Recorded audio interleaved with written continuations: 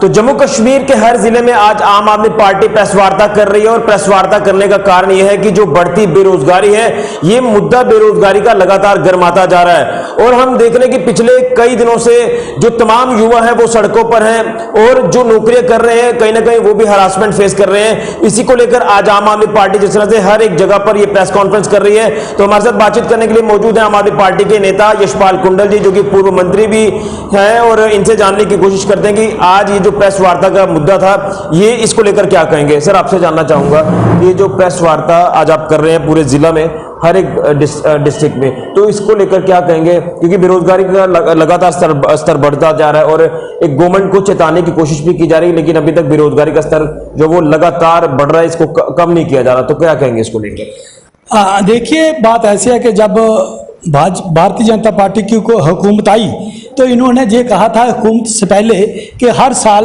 2 करोड़ बेरोजगारों को हम रोजगार देंगे, नौकरियां देंगे, सरकारी नौकरियां देंगे। तो अब देखने में ये आ रहा है, जो सरकारी आंकड़े के मुताबिक जो सर्वे हुआ है, जम्मू कश्मीर जो है वो सबसे पीछे रहा है एम्प्लॉयमेंट लेने में, यानी कि अनएम्प्लॉयमेंट के ये सबसे आगे है। और देखने वाली बात यह है कि जब 370 हटा तो हमारे होम मिनिस्टर जी ने वो पार्लियामेंट में कहा कि अब नौकरियों के ढेर लग जाएंगे जम्मू कश्मीर में और बहुत सी नौकरी जो है वो बेरोजगारों को मिलेगी। लेकिन देखने में ये आ रहा है कि 62,000 जो डेली वेजेज है वो रोडों पे है, वो धरने के ऊपर है। सर, कोई भी उनकी सूद नहीं ले रहा है, चाहे वो PHE हो, चाहे वो PDD हो, RNB हो, चाहे दूसरे डिपार्टमेंट के लोग हैं, वो आज धरने पे हैं और इन लोगों के कोई सूद नहीं ले रहा है। इसी के साथ साथ आपने देखा होगा कि पिछले दिनों आंगनबाड़ी वर्कर्स, आशा वर्कर्स और जिनको अपनी सैलरी की इन्हांसमेंट के लिए उन्होंने धरना दिया, रोडों पे आई और पुलिस से लाठीचार्ज भी हुआ। तो एक तरफ से हमारी सरकार ये कहती है बेटी बचाओ बेटी पढ़ाओ, और दूसरी तरफ बेटियों के ऊपर जो लाठी बरसाई जा रही है, ना हम समझते हैं कि ये सरासर गलत है और जो इनके भाषण है वो सिर्फ एक जुमले साबित हो रहे हैं। इसी के साथ साथ आपने देखा होगा कि 25,000 जो जम्मू कश्मीर में SPO होमगार्ड्स के जवान जो है वो काम कर रहे हैं, वो भी अपनी डिमांड कर रहे हैं रेगुलाइज के लिए, अपनी सैलरी इनहेंस के लिए, तो वो भी धरनों में है, सरकार उनकी कोई बात नहीं सुनी रही है। इसी के साथ साथ आपने देखा NYC, NYB और जितने भी जो लोग हैं, पिछले दिनों तो सरकार का एक आर्डर निकला था, इनको बिल्कुल निकाल दिया था, लेकिन उनकी कोई रेगुलाइज की बात नहीं कर रहे हैं। और ये वो लोग हैं जो अपनी अपनी पंचायत में सबसे टॉपर थे, वो भी आज रोडों पे हैं, वो भी धरने के ऊपर हैं, सरकार उनकी कोई बात नहीं सुन रही है। आपने देखा होगा पिछले दिनों BSF, CISF और बॉर्डर बटालियन जो है ये इनकी भर्ती हुई थी। आज वो थोड़े ही लोग जो है वो BSF में आपने देखा, बाकी मेरिट के लोग थे जिनका हर तरफ मेरिट था, लेकिन उन्होंने ये बहाना लगा दिया कि वैकेंसी नहीं है तो आपको नहीं ले सकते। बॉर्डर बटालियन का नौजवानों ने वो सभी टेस्ट पास किए हैं, वो भी कैंसिल हो गया। उसके बाद आप देखते हैं कि हमारा जम्मू कश्मीर में SI का हुआ, असिस्टेंट फाइनेंस डिपार्टमेंट में असिस्टेंट अकाउंट्स ऑफिसर का हुआ, और इनका भी जब देखने में ये आ रहा है कि उधर पैसा चला है, भ्रष्टाचार हुआ है, सेंटर खरीदे गए हैं और वो भी जो है वो ख़त्म कर दिया गया। हम ये पूछना चाहते हैं कि नौजवानों का क्या कसूर है। हम ये पूछना चाहते हैं कि अनएम्प्लॉयमेंट एक नौजवान है, वो इतने पैसे लेकर डॉक्यूमेंट लेकर अपनी बैंक के ड्राफ्ट लेकर आपको देता है और जमा करवाता है, और बाद में आप ये कहते हैं कि भ्रष्टाचार हो गया, तो इसका जमादार कौन है, हम ये पूछना चाहते हैं। इसी के साथ साथ आपने देखा होगा MG नरेगा के जो भी एंगेज हुए हैं, आज वो रेगुलाइज के लिए उन्होंने पिछले दिनों बहुत धरने दिए। 10+2 कंटेक्चुअल लेक्चरर्स जो है उन्होंने कम से कम 4 साल वो धरने पे बैठे रहे, किसी ने उनकी बात नहीं सुनी और उनके भी ऊपर भी लाठियां बरसाई गई। आज हमें देखने में ये लग रहा है कि जम्मू कश्मीर के लोगों के साथ हर तरफ से धोखा हुआ है। सरकार नाम की जहां पर जो प्रॉक्सी सरकार चल रही है, लेकिन जम्मू की युवा की कोई बात नहीं पूछ रहा है। जम्मू का युवा आज परेशान है। आज सरकार ने जो अग्निवीर जो पॉलिसी निकाली है, स्कीम निकाली है, जो भर्ती करने की प्रक्रिया स्टार्ट की है, मैं ये समझता हूं कि अगर किसी का बाप पहले नौकरी होगा तो बेटा उसको फोन करेगा कि मैं रिटायरमेंट जा रहा हूं, डैडी घर आ जाइए। तो कितना एक मैं समझता हूं एक मजाकिया बना दिया लोगों के साथ। और इसके ऊपर हम ये कहना चाहते हैं कि हमें ये बड़ा एक फक्र महसूस हुआ कि 370 जाने के बाद अब हमारे दिन जो है वो अच्छे होंगे, जम्मू कश्मीर में खुशहाली होगी। और देखने में ये नसीब हुआ कि जम्मू कश्मीर के क्या मैं कहता हूं कि हमारे लोगों का जो फ्यूचर है वो खत्म हो गया, नौजवानों का फ्यूचर डार्क है। सरकार के पास कोई पॉलिसी नहीं है एम्प्लॉयमेंट देने की, सरकार के पास कोई व्यवस्था नहीं है इन लोगों को देखने की। और ये एक दिन मैं जो समझता हूं कि आकर सरकार के लिए और आम लोगों के लिए और देश के लिए भी ये खतरा पैदा होंगे। इसलिए हमारी सरकार से ये विनती है, ये रिक्वेस्ट है कि इन लोगों का ध्यान दिया जाए और इन लोगों की एम्प्लॉयमेंट की ओर ध्यान दिया जाए। और खासकर जो आपने इलेक्शन में स्लोगन दिए थे उनके ऊपर गौर करके जो डेली वेज है उनको पक्का किया जाए। और जितने भी डिपार्टमेंट में वैकेंट पोस्ट हैं उनको जो जल्दी से जल्दी फिलअप किया जाए ताकि नौजवान जो पढ़ा लिखा है उसको एक रोजगार का मौका मिल सके। बिल्कुल, तो ये यशपाल कुंडल जी का साफ तौर पर कहना है कि जिस तरह से एक अपील की गई है जम्मू कश्मीर प्रशासन को, केंद्र सरकार को, कि जो अनएम्प्लॉयमेंट लगातार देखने को मिल रही है ये स्तर लगातार बढ़ रहा है। हम चाहे किसी भी डिपार्टमेंट की बात कर लें, आज तमाम जो नौकरियां लोग कर रहे हैं वो भी लगातार सड़कों पर है। लेकिन एक तरफ जो दावे वादे किए गए थे कि हम तमाम इन युवाओं को नौकरियां देंगे, लेकिन वो नौकरियां कहाँ हैं वो नहीं दिख रही। इसी को लेकर तमाम ये जो अब सिलसिला शुरू हुआ है कि प्रेस वार्ताएं की जा रही हैं, या आप इसे दूसरा एंगल भी दे सकते हैं कि इलेक्शन भी पास आ रही है तो तमाम पॉलिटिकल पार्टी जो वो एक्टिवेट हो रही है और अलग अलग मुद्दों को उठाया जा रहा है। लेकिन बड़ा सवालिया निशान यही है केंद्र सरकार के ऊपर और जम्मू कश्मीर प्रशासन पर कि जो आपने वादे दावे किए थे कि एम्प्लॉयमेंट यहां पर ज्यादा जनरेट होगी, लेकिन यहां एम्प्लॉयमेंट तो दूर की बात है, जहां जो लोग नौकरियां कर रहे हैं वो भी हरासमेंट फेस कर रहे हैं। बीएसएफ सीएसएफ का जो पिछले दिनों में आपने देखा कि धरना प्रदर्शन एक बड़े स्तर पर पहुंचा, तमाम डेली वेजेस सड़कों पर है। एनवाईसीस की बात करते हैं, एमजी नरेगा की बात करते हैं, एक ऐसे मुद्दे हैं जिनके ऊपर बात करना जरूरी है। लेकिन आज कहीं ना कहीं ऐसा लग रहा है कि इसके ऊपर बात नहीं हो रही और तमाम जो अनएम्प्लॉयमेंट का रेट है वो लगातार जम्मू कश्मीर में बढ़ता जा रहा है। इसी को लेकर यह प्रेस वार्ता की गई है और चेताया गया है जम्मू कश्मीर प्रशासन को आम आदमी पार्टी की तरफ से।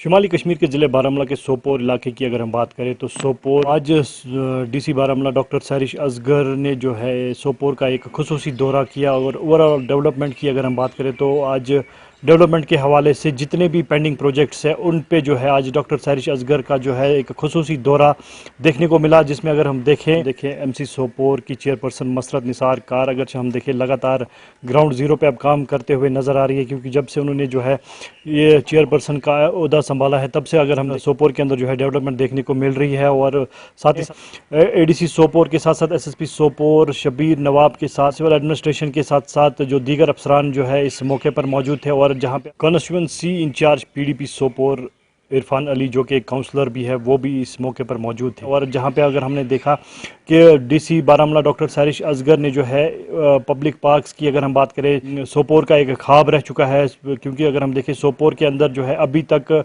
कोई पब्लिक पार्क नहीं दी गई। डीसी बारामूला का यही खुसूसी दौरा रहा कि सोपोर की आवाम के लिए जो है एक पब्लिक पार्क जल्द से जल्द जो है तैयार की जाए। और अगरचे देखा जाए उन्होंने जो है टुलबल इलाके का दौरा किया और साथ ही साथ अगर हम देखें अपर अशपीर की जो 2016 से जो एक पार्क बनाई जा रही थी अभी तक पेंडिंग है उसका जो है उन्होंने दौरा किया और वहाँ भी जो पेंडिंग काम है उस पर जो है गौर खोज किया गया। और अफसरान को जो है अगर हम देखें R&B या PDD डिपार्टमेंट को जो है आदेश दिए गए, क्योंकि वहाँ पे जो है कुछ काम पेंडिंग है PDD का और R&B डिपार्टमेंट का, तो उनको जल्द से जल्द जो है आदेश दिए गए कि जल्द से जल्द जो है इस प्रोजेक्ट पे काम चालू किया जाए। और अगर हम देखें या चिल्ड्रन पार्क के हवाले से बात की गई है तो चिल्ड्रन पार्क जो है सोपोर के वक्फ की जाएगी, बहुत जल्द जो है सोपोर की आवाम को जो है एक चिल्ड्रन पार्क भी दी जाएगी। और साथ ही साथ अगर हम देखें या निंगली सोपोर की बात करें, निंगली सोपोर में जो टूरिज़्म के हवाले से अगर देखा जाए टूरिज़्म हट्स जो बनाए गए थे 2012-2013 से जो हट्स बनाए गए थे, लेकिन जो अब अगर हम आज की बात करें जो काफ़ी खस्ता हालत में हो चुके हैं। अगर हम जहाँ की अगर हम स्ट्रक्चर की बात करें जो हट्स करोड़ों रुपया जो जिन पे खर्च किया गया था वो जो ज़ाया हो चुका है, उस पर भी जो है डीसी बारामूला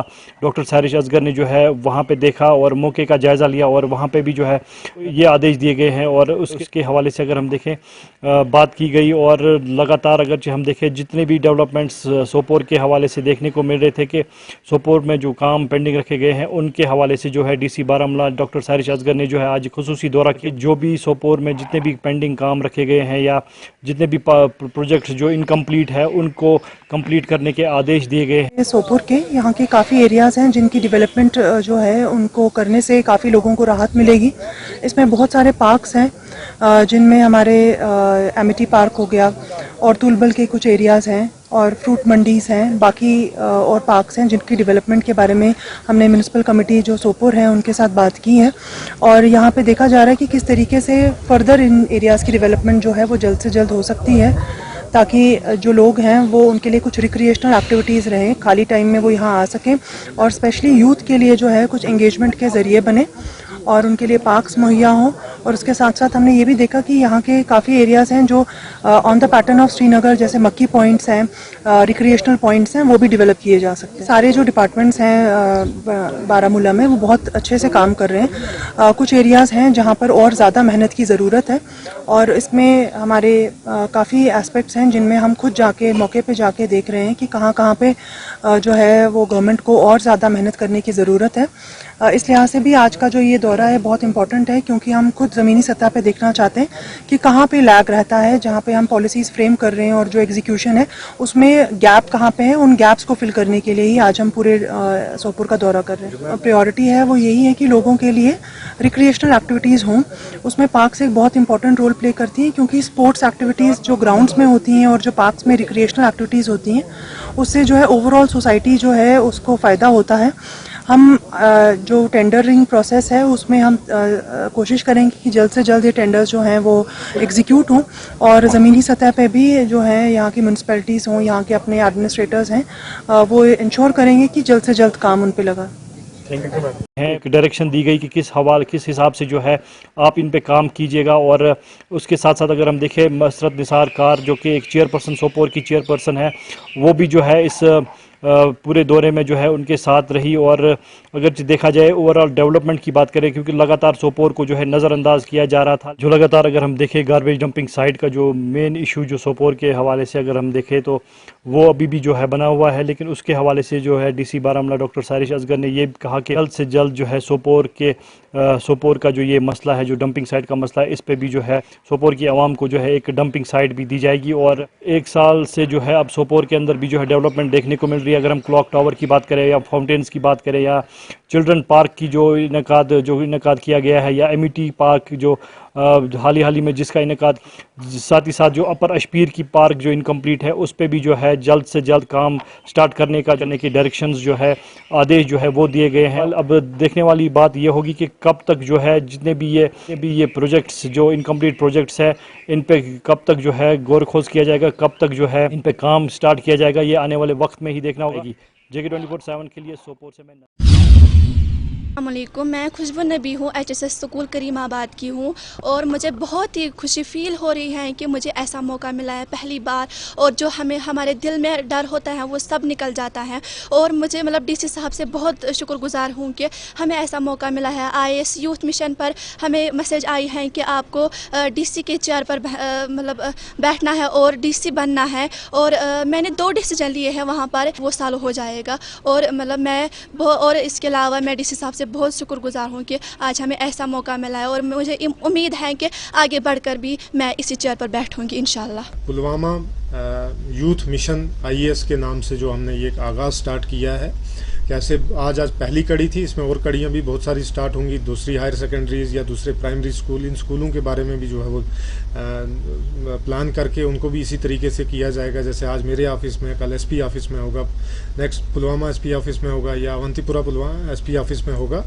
तो इसका करने का मकसद ही यही है कि यूथ को किस तरीके से यहाँ पे अवेयर करना है और यूथ को किस तरीके से एंगेज करना है, ताकि इनमें से भी कोई कल के टाइम में, इंशाल्लाह आने वाले टाइम में, इनमें से भी कोई इस कुर्सी पे बैठ सकता है। इसी सिलसिले में इन बच्चों को जो ये एक विजन बताना है कि इस कुर्सी के मालिक कोई भी विरासत में इस कुर्सी को नहीं लाया है, कोई भी अमीर है या गरीब है इस तरीके से इस कुर्सी को नहीं लाया है, बल्कि इस कुर्सी का मालिक वही है जो मेहनत करेगा, जो मेहनत करने के बाद अपने इरादों को जो है वो एक पाया तकमील तक पहुंचाएगा और अमली जामा पहनाएगा।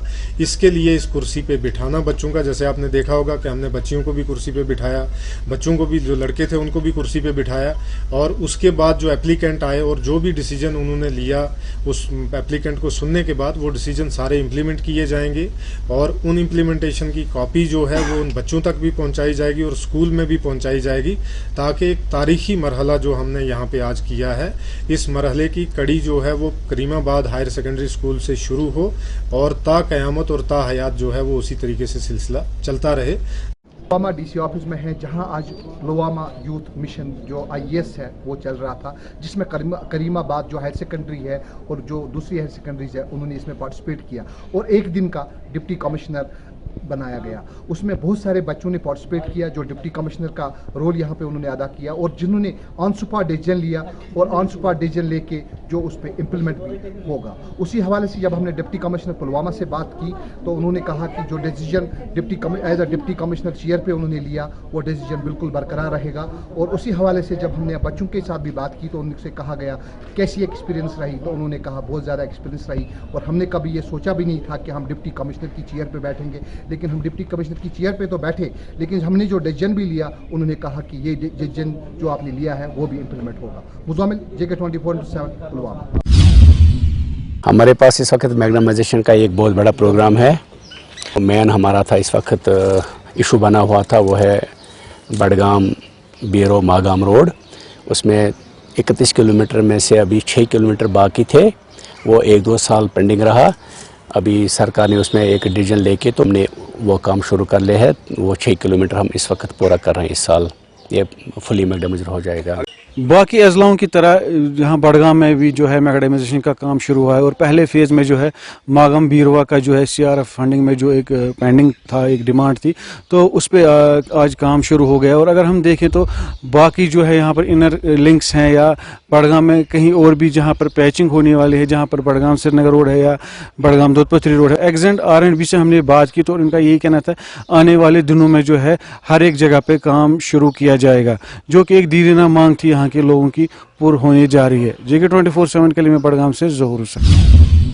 वो भाजपा हो, नेशनल कॉन्फ्रेंस हो, कांग्रेस हो और PDP हो, इनका एक ही नारा हमेशा रहा है कि जो नई पार्टियां आएंगी उनसे कश्मीर को नुकसान है। मैंने कहा, मेरा कहना है कि जम्मू कश्मीर के लोगों को अगर नुकसान हुआ है तो इन 4 रिवायती पार्टियों की वजह से हुआ है और हमारा जो ये इनकलाब है, अपनी पार्टी का इनकलाब, इन 4 पार्टियों का यहाँ इसके यहाँ से हटाना है। इन लोगों को जो इन्होंने धोखा 72 साल की दिया है, इनका धोखा लोगों के सामने हम नंगा कर रहे हैं हर जगह। बताऊंगा, हमने 90 से लोग देखे गए हैं, पकड़े जाते हैं, लोग छोड़े जाते हैं। ये कोई कंसर्न नहीं है। यहाँ जम्मू कश्मीर के लोग अमन के ख्वाह हैं और जब लोग अमन के ख्वाह हों, कोई तालिब हुसैन या कोई और मैटर नहीं करता है। इंजीनियर रशीद की पैरवी उसके वकील भी कर रहे हैं और अल्ताफ बुखारी और अपनी पार्टी भी कर रही है। और कहें लोग पेड़ों पे चढ़ के कहें अल्ताफ बुखारी क्यों करता है और कैसे करता है। वो एक कश्मीरी रहनुमा है जिसने मेरे साथ असेंबली में हल्फ उठाया है, उसने भी हिंदुस्तान का वही हल्फ उठाया जो मैंने उठाया है और उसकी जेल में नज़रबंदी कतन गलत है। और जिन लोगों को उससे खतरा है वही कहते हैं कि उसे बंद रखा जाए। उसके लिए बात तो करनी है ना। अगर उन्होंने नहीं बात की, हम तो कर रहे हैं ना। हमने आज ही नहीं बात की, हमने पिछले साल भी बात की और हम बात करते रहे। कोई भी जम्मू कश्मीर के लोगों को अलग नहीं कर सकता। ये एक साजिश है जिसमें ये 4 पार्टियां मुलविस हैं। ये चाहती हैं कि इनको अपने राजवाड़े बनाएं। सर, क्या इलेक्शन से फिर रिस्टोर किया जाएगा ताकि मैं इस मकमसे में पढ़ता हूं कि पहले मिले या बाद में मिले, लेकिन मैं लोगों को वादा देता हूं अपनी पार्टी को इक़्तिदार में लाओ, हाँ हम ज़रूर स्टेटहुड वापस लाएंगे। और अभी हम मौजूद हैं डोडा से लगभग 9 किलोमीटर की दूरी पे किश्तवाड़ जो हाईवे जाती है उसी पे हम मौजूद हैं और ये जो इलाका है, इस इलाके को बताया जाता है गड़सू का इलाका ये है। और गड़सू के जितने भी लोग हैं वो इस वक्त रास्ते पे आपको देखने को मिलेंगे। इनका साफ तौर पे कहना है कि पानी की बहुत ज़्यादा समस्या हमें है, काफ़ी ज़्यादा परेशानियों का सामना हमें करना पड़ रहा है। इनसे पूरी जानकारी लेते हैं। आपका नाम क्या है, थोड़ा सा बताएं, क्यों आज सड़कों पर आना पड़ा? जी, मेरा नाम वकार है जी। आज हम इस इशू को लेके आए कि यहाँ पे हमें जो पानी का है वो मतलब बहुत बड़ा इशू यहाँ पे बन चुका है हमारे लिए इस टाइम। क्योंकि सर देखिए, हमें यहाँ पे जो पानी है, हमें गंदा पानी पीने पे मजबूर है। हम इस वक्त 21वीं सदी में रह रहे हैं, तब भी इस टाइम हमारे पास ऐसी कोई फैसिलिटी नहीं है कि हमारे घर घर तक पानी पहुँचे।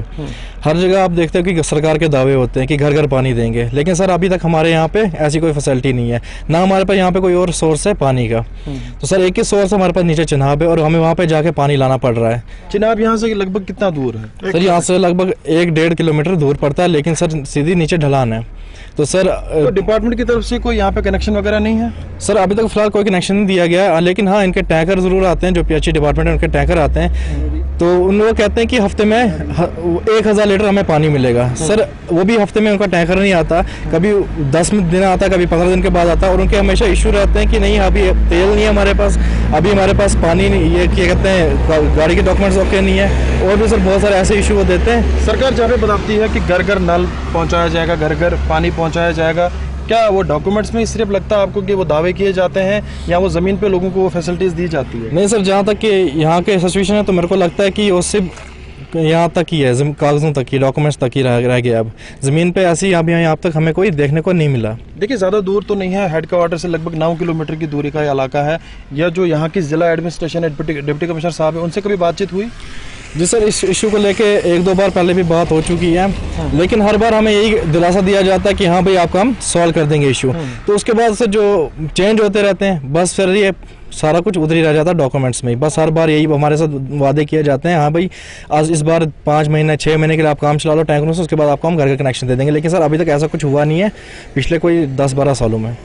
ये चेहरे आप देख लीजिए, कितनी दिक्कत इन लोगों को है, सड़कों पे आना पड़ा। और बुजुर्ग लोग भी कुछ इसमें हैं, ये तस्वीरें आप देख लीजिए। और ये जो रेडी आप देख रहे हैं, इस रेडी पे पानी लिया जाता है, लगभग 1-1.5-2 किलोमीटर दूर इनको जाना पड़ता है। ये बर्तन आप देख लीजिए, इन बर्तनों में पानी लाया जाता है। और इनका ये भी कहना है, कुछ दिनों पहले ईद भी थी, उससे पहले बाकी सारे जो त्यौहार थे, उनके त्योहारों में काफ़ी ज़्यादा परेशानियों का सामना इनको करना पड़ रहा है। आपका नाम क्या है? मुदस्सिर अहमद सर। मुदस्सिर जी कहाँ के रहने वाले हैं? गड़सू के सर।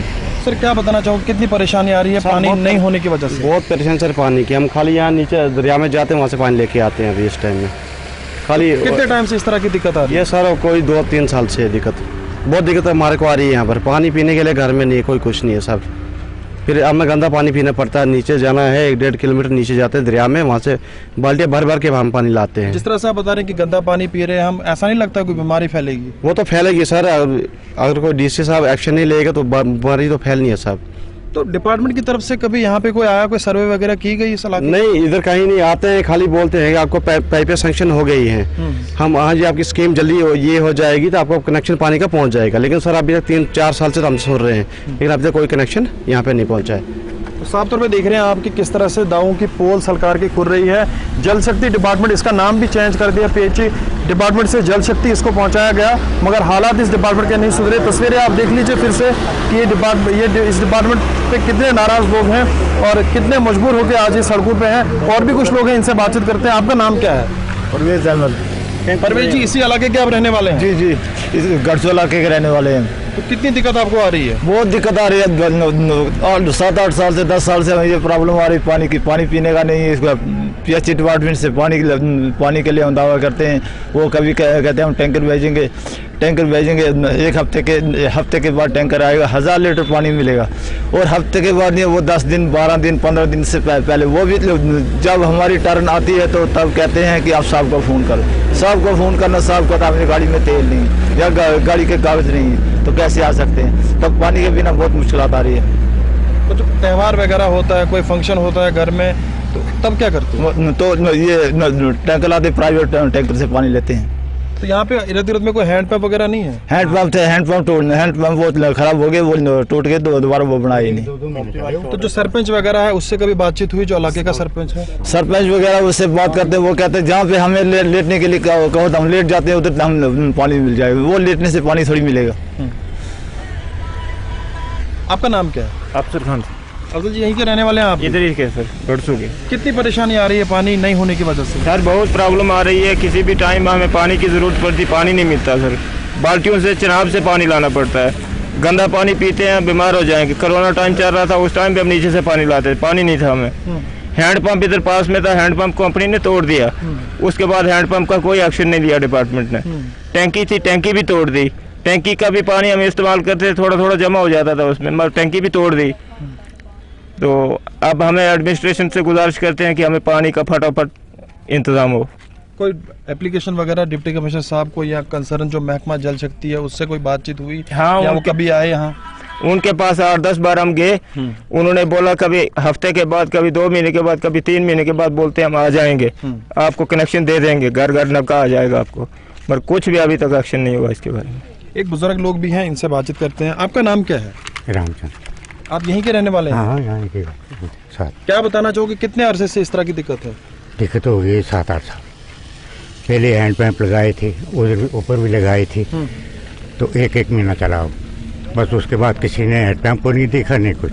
पानी चलता था उनको, वो भी बंद हो गया, नहीं कोई आता नहीं कोई देखता। तो डिपार्टमेंट ने बताया कोई स्कीम वगैरह आपको देंगे, स्कीम के तहत? हाँ जी, स्कीम बस सोने की स्कीम देंगे, पाइप आएंगे, ये करेंगे वो करेंगे, बस कोई नहीं पूछता है। उधर से स्कीम में साथ पाइप आती 2 गाँव में, तो उधर से आगे कोई पानी छाने की कोशिश नहीं करेगी। तो घर में हम देखते हैं कि अक्सर गाँव में जानवर वगैरह होते हैं, जो गाय वगैरह पालते हैं लोग, तो उनको कितना गाय छाए बेच दी, कोई मार गई को बेच दी, कोई नहीं रखा है। पानी की बिगड़े क्या करे, जर्सी गाय पीती 1 ड्रम पानी दिन को कहाँ से देंगे? ये आदमी के लिए नहीं है, कुछ नहीं रखा है। ये हालात है जनाब, 21वीं सदी में इस तरह की तस्वीरें और इस तरह के हालात देखने को मिल रहे हैं। ये डोडा हेडक्वार्टर से फिर से बताऊं कि 9 किलोमीटर की दूरी का इलाका है, गड़सू का इलाका है, और किश्तवाड़ के लिए यही रास्ता जाता है। और डिपार्टमेंट के बड़े बड़े दावे वो कहीं ना कहीं खोखले साबित हो रहे हैं। जिस तरह से बता रहे हैं कि हम लगातार जो है एडमिनिस्ट्रेशन को भी आगाह हमने किया है, कंसर्न महकमा जो उसको आगाह किया है, मगर ज़मीन पर आप किस तरह के हालात देख रहे हैं। इससे पहले हम देख रहे थे कुछ लोग रो भी रहे थे कि काफ़ी दिक्कतों का सामना हमें करने पड़ता है, यहाँ से बहुत दूर जाना पड़ता है पानी के लिए। ये आप देख सकते हैं, फिर से मैं तस्वीरें ये दिखाना चाहूँगा आपको। इस बर्तन, ये जो बर्तन रखे हैं रेडी में, कुछ हर दिन एक शख्स की टर्न होती है, वो पानी लाने जाता है। तो कहीं ना कहीं ये डिपार्टमेंट पे साफ तौर पे सवाल उठा रहे हैं कि अभी तक हमें जो है किसी स्कीम के तहत पानी नहीं मिला है। मुझे उम्मीद है कि एलजी एडमिनिस्ट्रेशन इस पूरे मुद्दे को देखेगी, इस दिक्कत को समझेगी, उसके बाद जो है कहीं ना कहीं ये राहत की सांस लेगी, इनके लिए कोई बीच का रास्ता ढूंढा जाएगा। उसके लिए हमें भी उनके वहाँ से एक मैसेज आया था, उसके लिए आज हमने प्रोग्राम रखा है उधर जाने का। अभी हमने आज वहाँ जाना है और खुद मौका देख लेंगे, उसके बाद जो भी हमें वार फुटिंग पर होगा तो हम उनका काम कर लेंगे।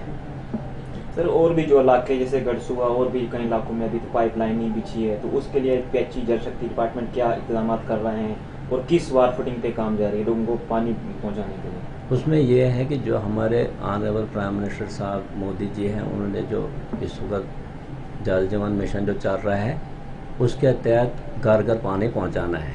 उसमें 1 to all, किसी इंसान, किसी आदमी को, किसी फर्द को कोई अब परेशानी नहीं है कि अब वो डिपार्टमेंट का काम है, वो कितना जल्दी काम करेंगे ताकि उसमें उनको पानी मिले। और उसके लिए हम वार फुटिंग पर कोशिश कर रहे हैं। मैं भी अभी मुझे 1-2 दिन हो गए इधर ज्वाइन किए हुए, तो हमने भी वार फुटिंग पर काम शुरू कर दिया है। उसमें ज़्यादा ये होता है कि टेंडरिंग होती है, इसमें फिर काम शुरू कराना है, बाकी चीज़ें हैं। कुछ दिक्कतें बड़ी आ रही हैं इसमें, हमें बहुत ज़्यादा दिक्कतें आ रही हैं कि भाई टाइम फ्रेम है, बाकी चीज़ें हैं, लेकिन हम उनको भी उनको भी आगे पीछे निकाल के तो हम उनको इंशाल्लाह किसी सूरत में पानी पहुंचाने की पूरी कोशिश करेंगे। जिस तरह से आप बताते हैं कि आने वाले टाइम में आप देख लेंगे कि हर हफ्ते के बाद आपको एक नया कुछ देखने में आएगा कि इम्प्रूवमेंट नज़र आएगी।